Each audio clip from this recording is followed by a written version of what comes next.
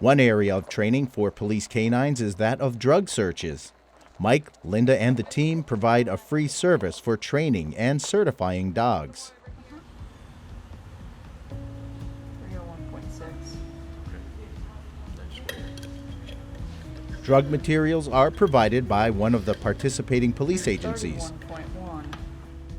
They are prepared and set out before each scenario.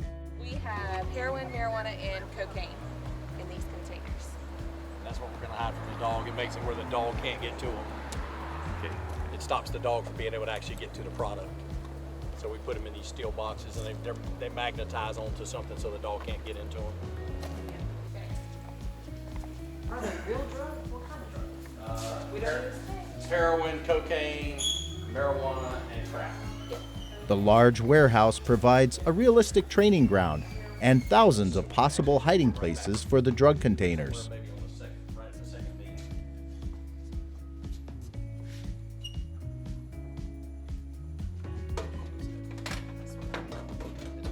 That's what I'm opening up to find out. The metal boxes are magnetic and can be temporarily stuck to anything else metal.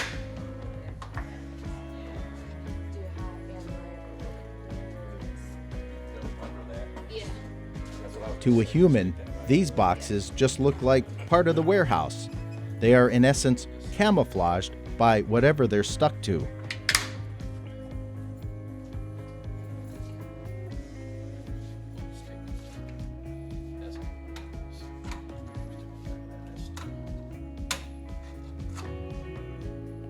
Point fix. This is the boxes we use. Comes in, it's got scent holes in it, and it's just a lot safer for the dog, especially with some of the drugs that are coming now. This is one of the old bags. It's just a canvas bag, so it doesn't take a dog long to bite through that. So that's why we don't use these anymore. It's too easy now because the odor's all in one place. So we let it dissipate so they get. What happens is the dog will come in and they'll get in. You want to turn some fans on? I was just gonna say, turn all them fans on. They'll get in that vapor Dog cone, be like- and then all of a sudden they'll be walking by and you'll see that head whip around. And that's when you know, okay, we're getting there now. So Officer McCormick and I, we certify through IPWATA, and that entails trailing, article searches, building searches, narcotics searches, and that's vehicle, open area, and building narcotics, as well as apprehension and obedience. Unlike humans, the dogs cannot be fooled as easily. With a sense of smell over 40 times greater than ours, a dog's nose can detect the scent of drugs hidden nearly anywhere. Each dog has a different level of maturity. The more they participate in these exercises, the better they and their handlers get at this skill. Officer Nick McCormick works with Canine Iceman. Iceman finds the stash and is rewarded with his favorite ball.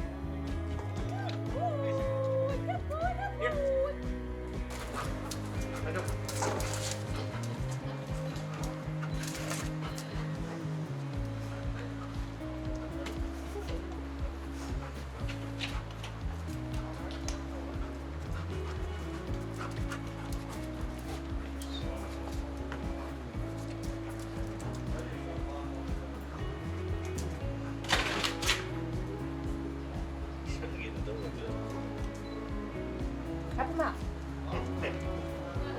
Canine Iceman occasionally needs a little help, but alas, he's found it. There it is. Good Good boy, good boy. Come on. Come on. No. Meanwhile, Deputy Ty Womack and Canine Gunner work a different section of the warehouse. He sits to communicate that he's found something, and he too is rewarded with his favorite toy, also a ball. Good boy.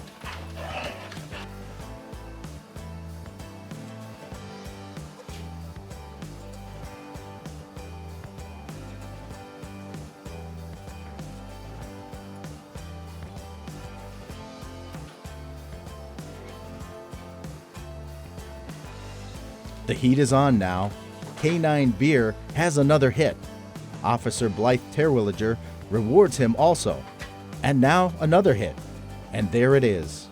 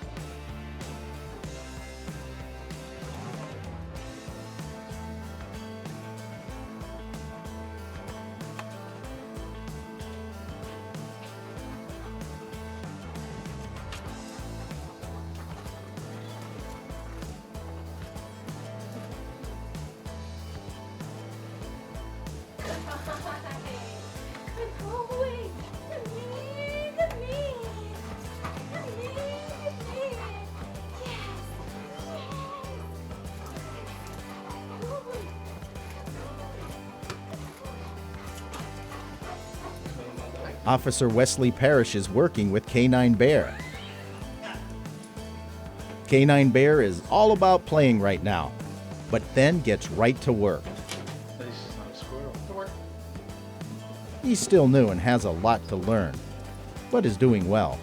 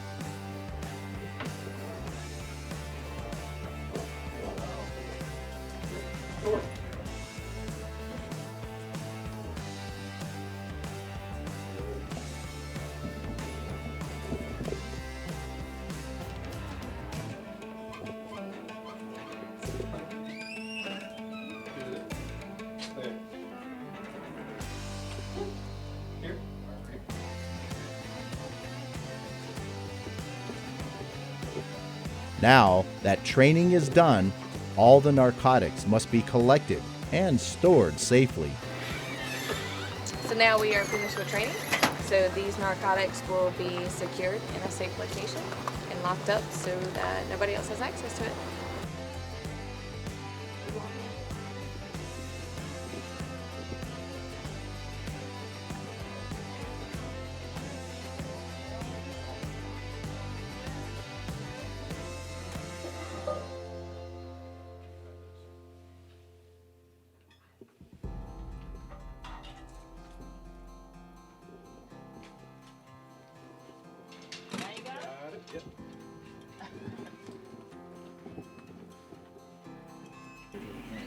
So what I'm doing here now is trying to keep as much human scent off of these drug boxes and off the narcotics itself.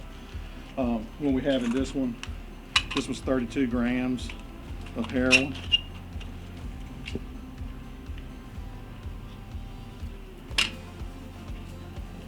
And we have 11.5 grams of crack cocaine.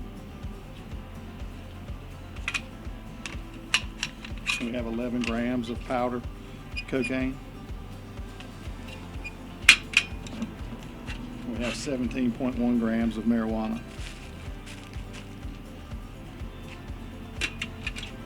And this is just a record keeping for us for our training purposes, and also for later if we have to go to court, we can show our training records in court that this is what the dogs have been training on, and plus we go through certification as well. Will you use different amounts sometimes? Different amounts. Sometimes we use larger amounts, and sometimes we'll use smaller amounts, or we'll just mix them all up together, larger and smaller. The only thing we don't have tonight is methamphetamine. That's the only thing we don't have out tonight.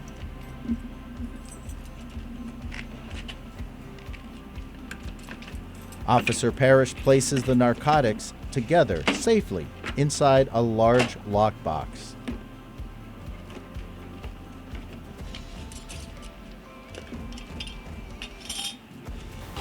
I'm not sure what they're made of, but they are specifically made to be fentanyl resistant. That would, The, that would probably have a vinyl, be a vinyl and a, The gloves that have been nitrile. used for years and years are not resistant to fentanyl. And officers who were taking the proper precautions and wearing gloves were still having problems in getting toxic doses of fentanyl even through the gloves. So these fentanyl-resistant gloves were developed to help keep them safe. Even from handling it, just, you know, ingesting it through the skin as you would if you were just handling it, it can still be lethal. You don't have to actually ingest it into your body. Just you're absorbing it through your skin is enough for it to kill you. Yeah, a lot of police officers around the country, just from searching suspects and searching cars without gloves, have had a problem. And then some of them have had a problem using what we used to use, which is a 7 mil, just a nitrile glove. But still, they were having issues with it until the medical profession came out with these fentanyl-resistant gloves. So that's what law enforcement is having to buy now to be able to handle some of this stuff. And in training, we're meticulous about always using the gloves, because it's not worth the risk. Even though we have Narcan, it's still not worth the risk. In order to use the Narcan to save you, first you have to overdose. So, you know, I'd just soon it stay in the glove box and never get used.